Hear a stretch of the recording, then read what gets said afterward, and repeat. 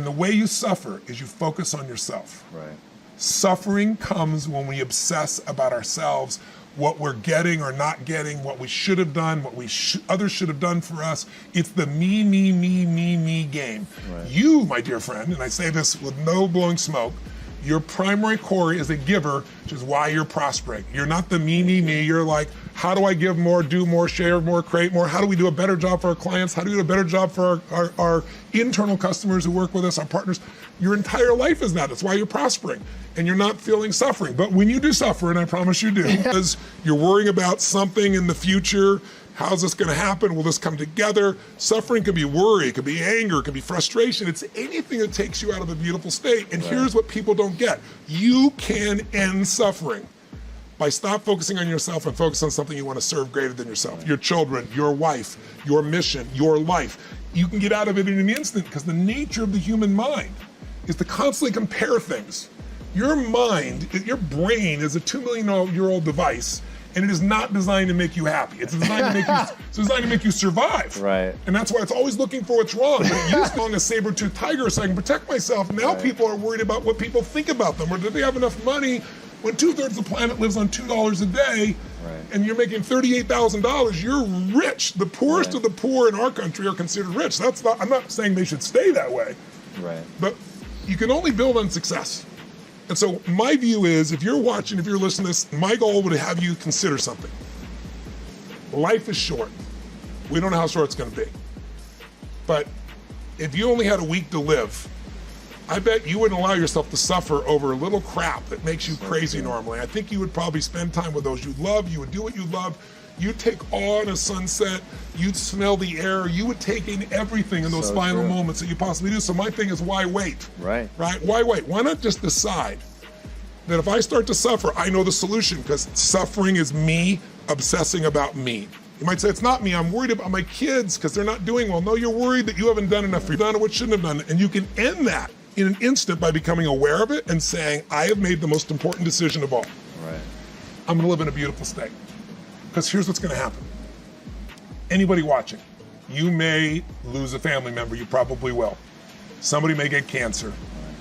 Your business the government might change the rules. They might change things radically that you can't even do anything about it. You might go bankrupt, you might get divorced. I'm not saying anybody will, but no one knows what's gonna really happen in your life. Life's full of uncertainty, but here's what you can know. You can decide no matter what happens, you could have a great time. If somebody like Viktor Frankl can be locked up in Auschwitz and come out of that and experience finding joy in the middle of Auschwitz, then human beings have a capacity they've undersold themselves on. We think that the outside world determines how we feel. If people have to behave a certain way, if your husband or your wife or your kids or your coworkers or whoever, your boss, has to behave a certain way for you to be happy, and if they don't, you're unhappy, then you're always gonna be unhappy, because the more people around you, the more they're gonna change that, because they're all human, right? And if you have to be a certain way to be happy, you're gonna violate it too. So my invitation is, as great as it is to achieve, more important to enjoy. Right. And if you can enjoy every moment in that state, when you're feeling loving and playful and passionate and curious and awe, you treat other people 100 times better than when you're feeling frustrated, pissed off, overwhelmed, worried, stressed, or feeling sorry for yourself. Right. You're gonna be a better parent, you're gonna be a better lover, you're gonna be a better business person, you're gonna have a better life. So my soliloquy is, decide. Decide today. And actually say, what if I cut it off? What if I said, I'm not willing to settle and I'm just gonna live in a beautiful state? Doesn't mean you won't feel bad, it doesn't mean you won't stay there. You instantly change. That's doable.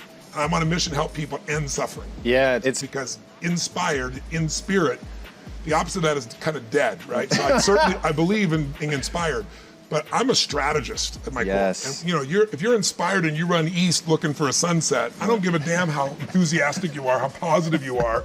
It's not gonna happen. So I'm a strategist first, but I really do believe that people have got to look at their life and say, as much as I want great strategy, I need a great philosophy of my life that's gonna make me fulfilled. If you're fulfilled, like you said, you mentioned earlier, if you were with your friends and you guys weren't succeeding, but you're having a damn good time with this camaraderie, it's still worthwhile. And you can find a way to succeed eventually. But what the hell is success? It's hitting an expectation.